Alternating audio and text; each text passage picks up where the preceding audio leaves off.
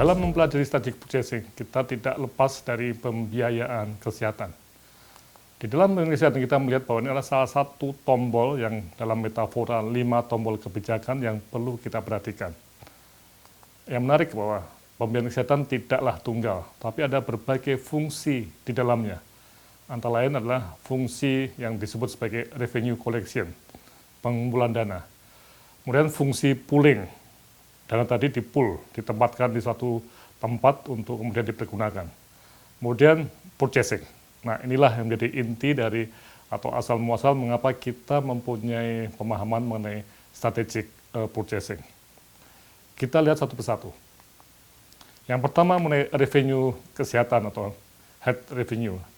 Ini adalah berbagai sumber dana untuk kesehatan yang bisa kita lihat dari mulai dana-dana yang berasal dari pemerintah, di mana pemerintah mempunyai pendapatan dari pajak ataupun pendapatan yang bukan dari pajak. Kemudian juga ada dana-dana asing yang masuk ke pemerintah pusat. Kemudian juga kita mempunyai pendapatan asli daerah yang masuk ke pemerintah provinsi ataupun pemerintah kabupaten dan kota. Kemudian untuk sistem asuransi ataupun jaminan kesehatan, kita mempunyai premi yang berasal dari pekerja penerima upah atau pekerja bukan penerima upah. Kemudian juga ada asuransi swasta dan berbagai dana kemanusiaan yang disebut sebagai filantropis, termasuk misalnya dana dari yayasan, CSR ataupun zakat dan sebagainya.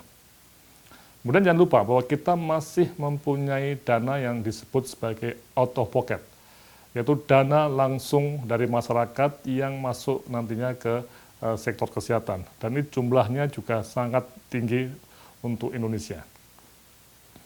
Dan yang kedua, kita masuk pada mekanisme fungsi pooling, di mana dana-dana yang masuk tadi itu di-pool.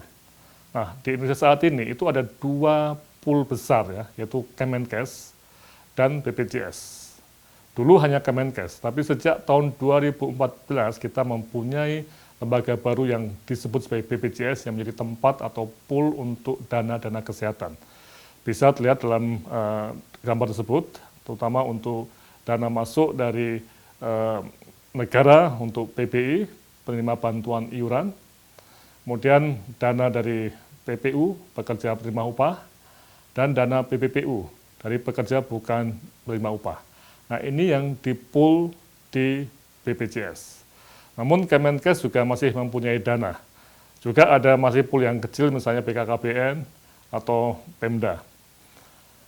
Dari sinilah kita melihat bahwa pooling ini, dana itu kemudian akan kita lihat, nah ini, ada suatu mekanisme yang disebut sebagai purchasing atau pembelian.